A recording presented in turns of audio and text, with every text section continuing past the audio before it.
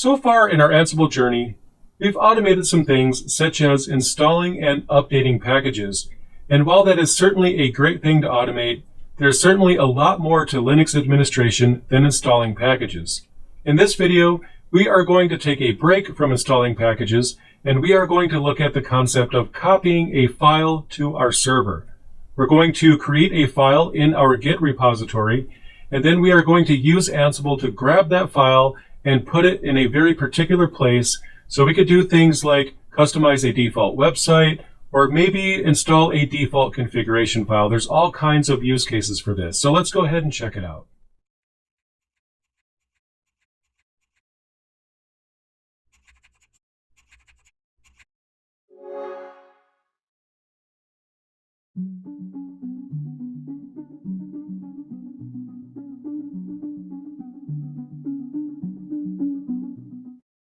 So let's go ahead and do a quick check. We'll just do a git status, make sure we are fully synchronized, and we are. And then, of course, a git pull to make sure no one else on our team has basically committed any changes since we last worked with the repository. And we should be good to go. So what we want to do right now is create a new directory. So I'll just do mkdir. I'll call it files. Clever, I know. And now we have that directory among all the others here. Now notice if we do git status, that it's not even showing that we've made any changes at all. And that's because, well, we don't have anything in the files directory. It's an empty directory. By default, Git is not going to copy an empty directory or give you the opportunity to add it to version control. Long story, but just so you know. But what we can do is use Nano or whatever your text editor of choice is to create a file in that directory. And I'm going to call it default_site.html. You don't actually need to have an underscore instead of spaces. It's just a Linux admin thing. It's habit, but it makes things a lot easier when you're working with a command line because you don't have to take spaces into account. But anyway, I'll press enter. Now let's go ahead and add some content. I'm going to create a very dumb HTML file. It's not going to be impressive at all, but we want to basically use this as an example of copying a file to our servers. So I'm going to give it a title. So basically the title of this website is website test. And then in the body, we'll add a small little paragraph here. Let's go ahead and close the body tag. And then the same, let's close HTML. And we have a basic HTML file. This is not a course on HTML or web design or anything like that. But this is a very, very basic example. We just simply have a title. That's what should show in the title bar of the browser, basically. We have the body section where we can include the body of the web page. And all I'm doing is just including a paragraph that says Ansible is awesome, which it is. Then I close everything out at the end. So I will save the file and exit out. Now in our playbook, we need to go ahead and add a play to copy this file to the server. So let's open up the site file right here. And then let's go to the end of the web servers section, which is about right here. We'll create a new play. And I'll give it some tags to keep in line with what we went over in the previous video.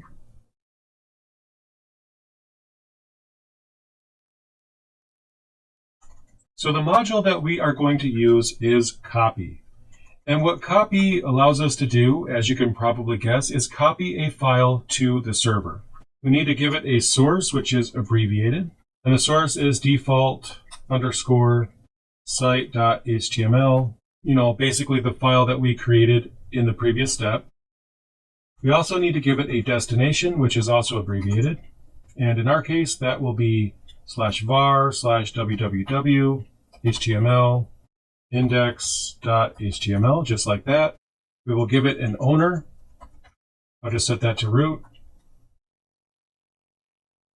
Then group, I will also set to root. And then we'll give it a mode of 0644, which will set the permissions of that file. And Linux permissions are beyond the scope of this video, but I do have videos on my channel that goes over that if you want to learn more. But anyway, what we're doing here, again, is we are using the copy module.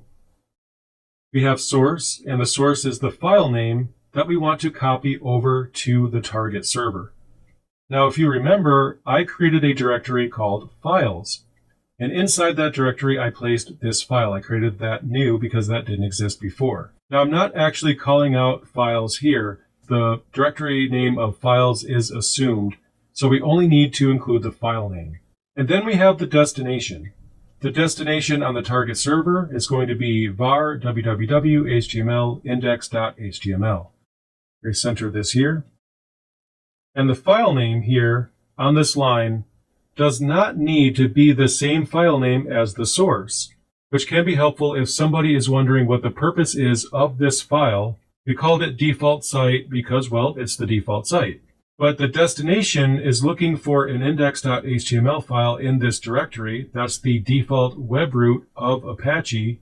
So that's the file name that we want it to become on the target. Having a different source file name and destination file name is also useful if the destination file is a hidden file.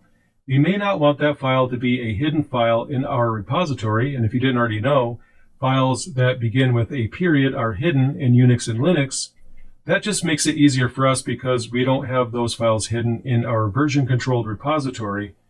But maybe the destination file is actually hidden, so we need to include the period there. So there's all kinds of useful things that we can do with this in the naming. But essentially, we need a source, which is going to be in our files directory, and then we need a destination where that will be copied to. The owner and the group I'm setting to root. Now, when it comes to web servers, it is very common to set the owner and the group of that file to something like www users or something like that, whatever the Apache user happens to be.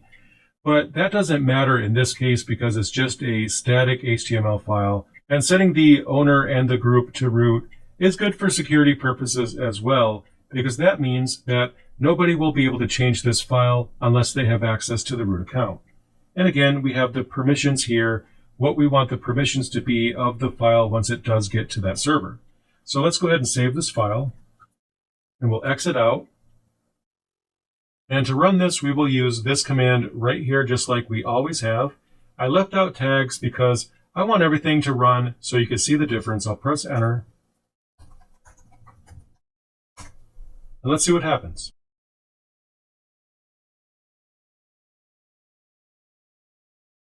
Now here we can see that two servers actually did get changes. We can see that right down here. So if we scroll up, now we can see that this play right here resulted in two changes. These are the web servers. So that means that this file should exist on both of those. So let's go over here to server number 3, and we'll see if that file exists. And there it is. We can see that this index.html file is exactly as we wrote it in the repository. And then here on CentOS, we have the exact same thing. So we can see that that was indeed a success. And if I go down here to the browser, we can see the default website for CentOS. And I'm going to go ahead and refresh this. And we get the text, Ansible is awesome. Now, if I enter the IP address for the other server, the Ubuntu server, we get the exact same thing because Ansible copied that index file to both of these servers. Now, I want to go ahead and show you another way that we could do some file management on our target servers. But before we do that, let's go ahead and take a moment and make sure that we are fully synchronized with GitHub. So git status, just to see what we've changed since we last made a commit. And right here we have the site.yml file, as we would expect. And then when we check the diff on this file, we can see that we have the new section here that we've added.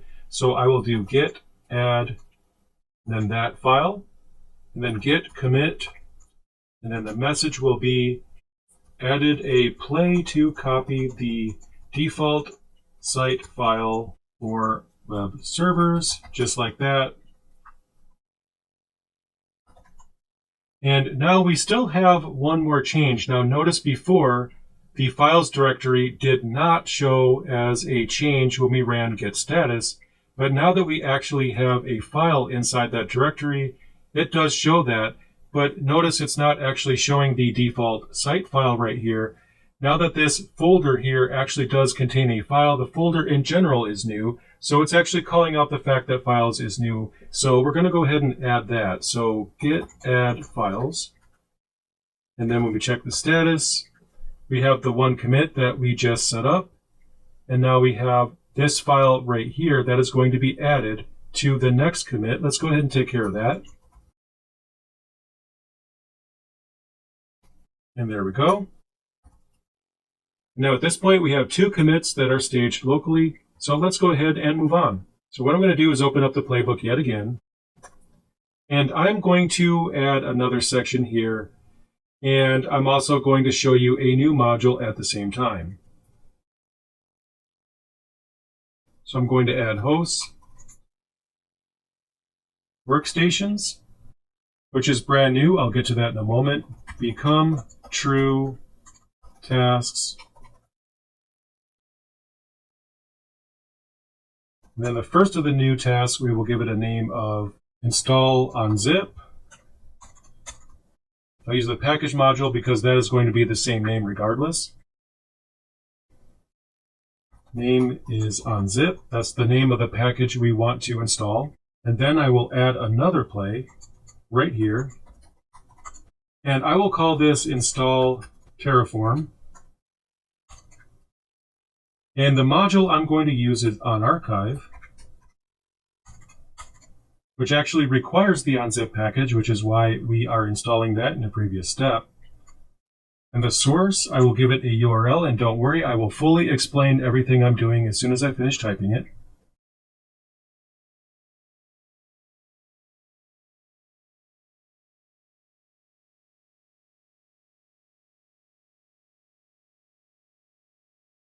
So that was quite a long URL there. And the destination will be this right here, user local bin.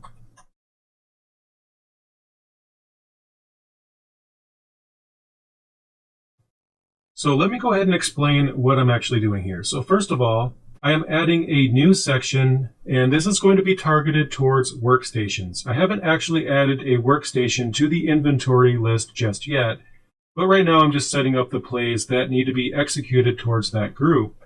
Again, become true, we'll use sudo, that's essentially what that does. Then we want to execute some tasks, and what we're going to run first is this play right here to install unzip. And the unzip package basically allows you to unzip zip files from the command line. So we're essentially just going to install that package. The next play is a lot more interesting though, because we already know how to install packages. So that was nothing new, but this one is definitely new. And I'll go ahead and center this a bit here. So the name of this play I set to install Terraform. Terraform is just arbitrary. It's just a fun example. I'm not actually going to go over Terraform in this video. I have videos about Terraform already. It's just a very cool utility. If you are at all getting into cloud management or cloud hosting, any of those types of things, or want to look at automation outside of Ansible, Terraform is awesome. Now, basically, the source is set to this URL right here. How did I know what URL to use? Well, basically, what I did off camera is I just Googled Terraform download. And here I just want to make sure that terraform.io is the domain, so I know that I'm going to the right site here. But anyway, I'll click on this and then scroll down a bit. And almost all Linux distributions are 64-bit nowadays. And when I hover over this link right here, you can kind of see on the bottom left corner the URL. The text might be a bit small. And I just basically right-clicked this and copied the link address. That's how I know what it actually is. And then up here, you could basically paste that into the source. So what's going to happen here is the onArchive module is going to essentially allow us to unzip a zip file or a compressed file. In this case, Terraform is downloaded from hashicorp.com. We want to grab it from there. and we want to go ahead and grab this zip file right here from that site. The destination we set to user local bin. User local bin is a very common directory on a Linux system where binaries are stored, so we are essentially making the Terraform utility available from that directory. We didn't actually give it a file name because we don't actually have to give it a file name. We could call this binary potato if we wanted to, but that would be kind of silly. The Terraform zip file actually only includes one file, which is, well, Terraform. So that means Terraform will be available inside the user local bin directory. So if I minimize this real quick, I'll just do Control Z to go back to the command line. And then let's take a look at that directory. There's nothing in there right now. So that's what's going to happen. It's going to download Terraform from this URL and then store it in this directory. Now this option here, remote source, we are letting Ansible know, don't even bother looking in the files directory for this. You won't find it there. This is a remote source. Now personally, I would have thought that HTTPS being the beginning of the source would have been enough to tell it that. And maybe they'll fix this in a future version, but we do have to actually call out the fact that this is something that is downloaded from the internet, which is what remote source does. Mode, we will set the permissions of the file that is extracted from the zip file, and then we simply set the owner as root and the group as root as well. So I'll save the file. So now that we have all the required plays in the site.yml file in our playbook, we haven't actually added the workstation to our inventory list yet. So let's go ahead and take care of that right now. So we'll edit the inventory. And then we could go ahead and create a section for workstations. And then we can go ahead and add the IP address of our, well, workstation. And in my case, that is 172.168.250.135. So now that we have that, I will go ahead and save this file. Next, we will need to add the Ansible key to that workstation. So we will use the SSH copy ID command, and we will use that against this IP address. I'll say yes to accept the connection, type the password, and we should be good to go. Now you might be wondering why I'm including a workstation section here. So real quick, before we run it, let's take another look at the file. And the takeaway here is that not only can we copy files to servers, we can use Ansible to provision our local workstation as well. And that could be very useful because in this case, we are making sure that we have Terraform installed on our workstation, or at least that's what we will be doing. Now, it's very common for people that work in Linux administration to want their local computer to be set up in a very specific way. So it might make sense to have a section for workstations and have it automate the provisioning of your own computer. In this case, Terraform is just one example of a utility that we might want on our local workstation. But generally speaking, maybe you have your bash config file, your vim config file, or maybe you just want to provision your own user account. There's so many different things that you can actually do. And again, this is just one example of that. So let's go ahead and run it and see what happens.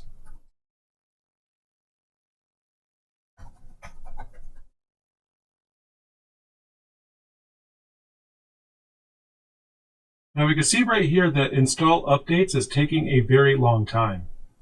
And the reason why is because, well, the workstation, the machine that I'm actually connected to right now, you can see the title down there in the Tmux bar, that has never had this run against it yet. So it does have a little bit of catching up to do before it's up to date with the others. So we can see that the updates have been installed.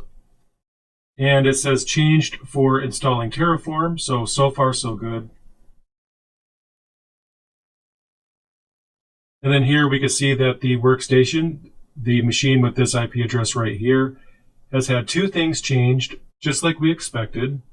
So we could do which and then Terraform, and see that it actually does recognize Terraform as a command. And if I run it, we get this default help page right here, which shows us that Terraform is actually working. And we have Ansible to thank for copying this over. That was awesome. So in this video, I showed you two ways that we can basically do some file management on our servers. I showed you how we can copy a file to our servers, and I also showed you a way that we can download a zip file from the internet and extract it locally. And there's more file management tricks that we can do in Ansible than just this, but I figured that these would be 2 fun examples to get you started.